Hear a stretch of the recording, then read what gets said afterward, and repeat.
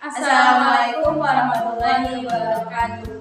Hai, kami dari kelompok 12 Sistem Informasi Manajemen dari Universitas Islam Aliyah Prodi Perbankan Syariah semester 5. Di sini kami akan sedikit membahas tentang database dan manajemen informasi. Nah, sebelumnya perkenalkan, saya Siti Akawati dan rekan saya Amelia Nurhaidia. Langsung saja, yang pertama itu mengenai pengertian database. Perangkat lunak yang mengelola database disebut dengan sistem manajemen database atau database management system, yang biasa disebut juga dengan DBMS. Berikut ini dijelaskan pengertian-pengertian dari sistem database menurut beberapa ahli. Yang pertama, menurut James Martin dalam bukunya yang berjudul Database Organization.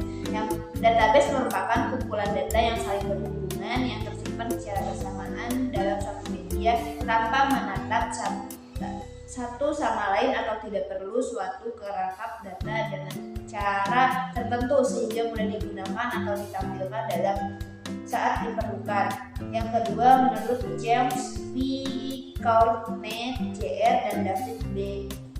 Paradis dalam buku yang berjudul Database System for Management, menjelaskan bahwa sistem database adalah sekumpulan database yang merancang dan mengelola database, teknik-teknik untuk merancang dan mengelola database, serta komputer untuk mendukungnya. Dari pengertian di atas dapat disimpulkan bahwa sistem database memiliki elemen-elemen penting, antara lain database sebagai inti dari suatu sistem database, perangkat lunak yang digunakan untuk mengelola database, dan perangkat keras yang digunakan sebagai pendukung pengelola data, serta manusia yang berperan penting dalam sistem manajemen. Dalam sistem tersebut, peran sistem database.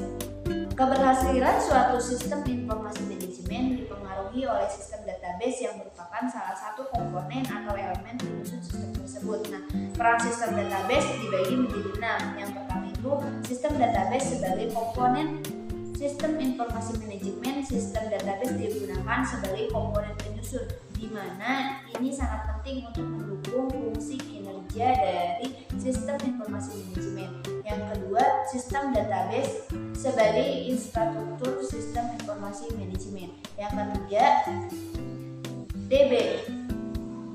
Yang ketiga, DBMS menyediakan suatu sarana infrastruktur kepada organisasi sistem informasi yang dibangun seperti sistem pengelolaan transaksi, sistem pendukung keputusan, dan sistem informasi manajemen itu sendiri. Yang keempat, sistem database sebagai sumber informasi sistem informasi manajemen. Yang kelima, sistem database sebagai sarana untuk efisiensi sistem informasi manajemen. Dan yang terakhir, sistem database sebagai sarana untuk efektivitas sistem informasi manajemen.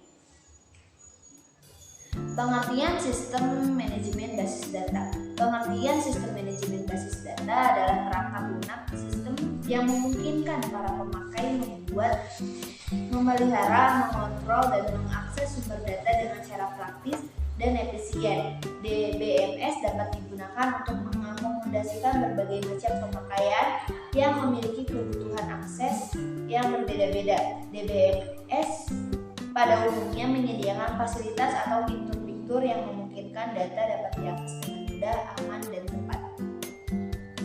Selanjutnya akan dijelaskan oleh saudari Amelia Nurhaidia. Keunggulan penggunaan sistem manajemen basis data. Yang pertama, mengurangi duplikasi data atau redundansi data. Yang kedua, menjaga stabilitas dan integritas data. Yang ketiga, meningkatkan keamanan data. Yang keempat, meningkatkan efisiensi dan efektivitas penggunaan data. Yang kelima, meningkatkan produktivitas para pengguna data. Yang keenam, meningkatkan pemakaian bersama dari data. Yang ketujuh, meningkatkan layanan backup dan recovery data. Dan yang terakhir, mengurangi konflik antar pengguna data. Selanjutnya, ada pun kelemahan dari penggunaan sistem manajemen basis data. Yang pertama, memerlukan suatu skill tertentu untuk bisa melakukan administrasi dan manajemen database agar dapat diperoleh struktur dan dukungan data yang optimal. Yang kedua, memerlukan kapasitas penyimpanan baik eksternal maupun internal agar DBMS dapat bekerja dengan cepat dan efisien. Harga DBMS yang handal gagal biasanya sangat mahal. Selanjutnya, kebutuhan akan sumber daya biasanya cukup tinggi. Yang keempat, apabila DBMS gagal menjalankan misinya, maka tingkat kegagalan menjadi lebih tinggi karena banyak pengguna yang bergantung pada sistem ini. Yang terakhir ada manajemen informasi. Manajemen informasi atau information management adalah pengumpulan, penyimpanan, pengelolaan, dan pemeliharaan data dan jenis informasi lainnya.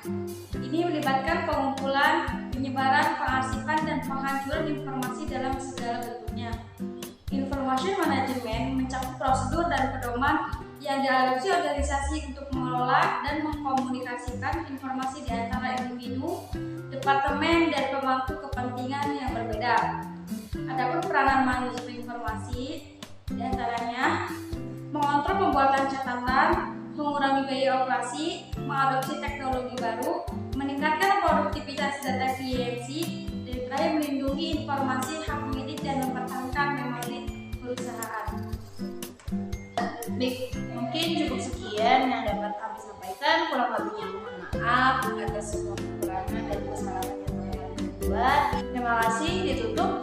Wassalamualaikum warahmatullahi wabarakatuh. See you watching.